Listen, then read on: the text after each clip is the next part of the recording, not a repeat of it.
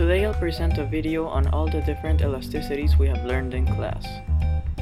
The first elasticity we have to talk about is price elasticity of demand, or PED. Price elasticity of demand is basically a measure of how much do you want of something when its price has changed. The formula for price elasticity of demand is simple.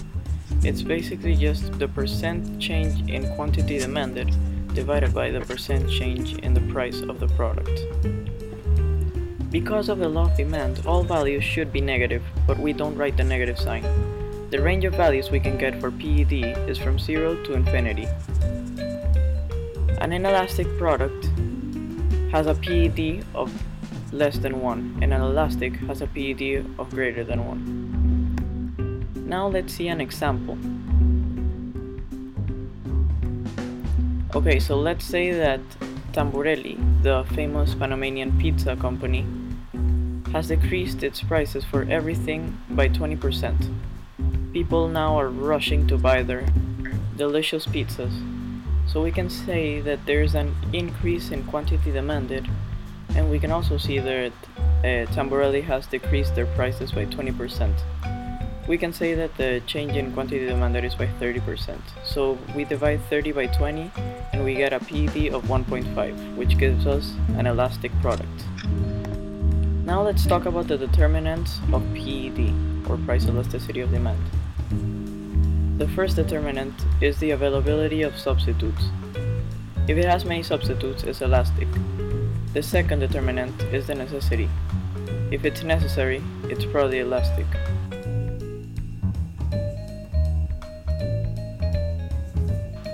The third determinant is the time period, like the tomatoes example we had in class.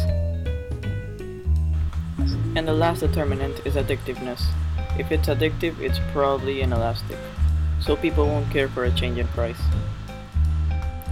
Now let's see at the application of PED. Who cares about PED? Well, basically, governments and firms do. Firms care about PED because they care about their revenue. Firms want to know if people are buying, and if they are or not, they want to change their price accordingly. And government, on the other hand, cares about this because they want to either encourage or disencourage a good. The second elasticity we're going to talk about is cross-price elasticity of demand. So what does cross-price elasticity of demand mean? Well, it basically means how much the demand of one product changes given the change in price of another product. The formula to calculate this is the change in quantity demanded of a product divided by the change in price of another product. As an example, let's take Apple. We can say that their iPad has increased by $200. People are probably gonna be angry and just buy another product. The product is probably a close substitute. There's a 10% increase in price and a 20% increase in the demand of another product. So, according to the formula of cross-price elasticity of demand, we get a value of 2. So ranges. As cross-price elasticity of demand decreases, they're probably complements. If it's 0, they're unrelated. And if it's greater than 0, they're probably substitutes.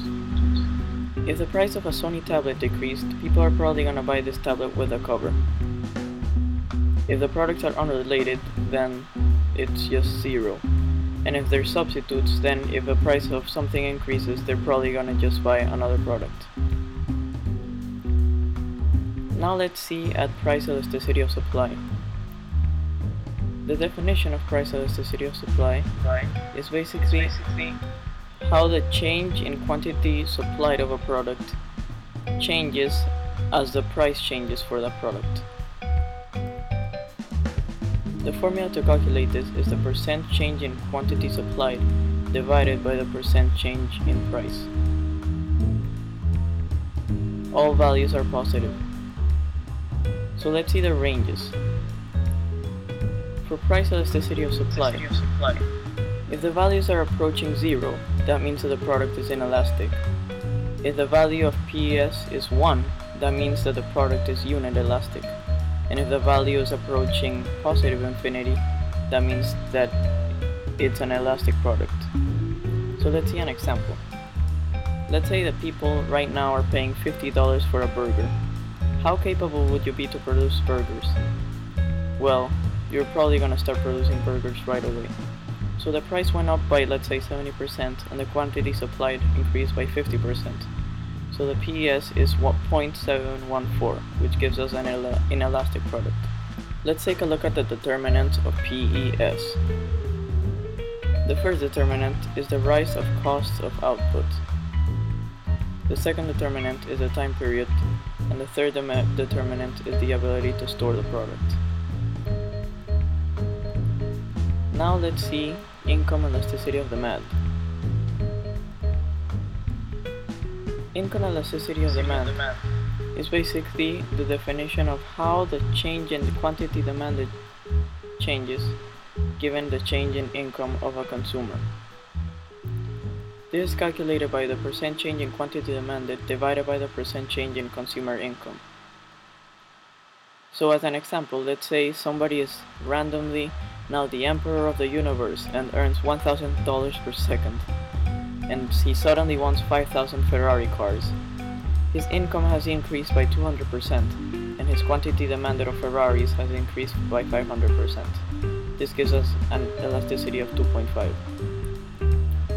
Now let's see the range of values.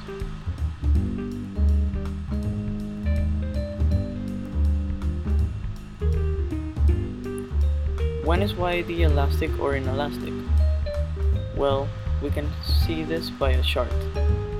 If it's approaching negative infinity, it means that it's an inferior good. If it's 0, it means that it's a necessity good. And if it's approaching positive infinity, it's normal or even superior.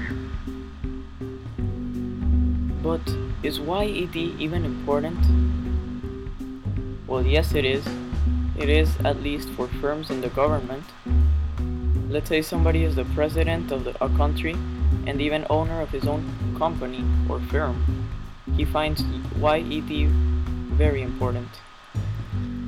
Both firms and governments find this very important because they need to know how the increase or decrease in income changes the consumption of a product. YED decreases for primary goods, such as commodities, is in the middle for manufactured goods, and is higher for services. That's it. I hope you enjoyed this video, and I hope it was very helpful for you in the process of learning these different elasticities.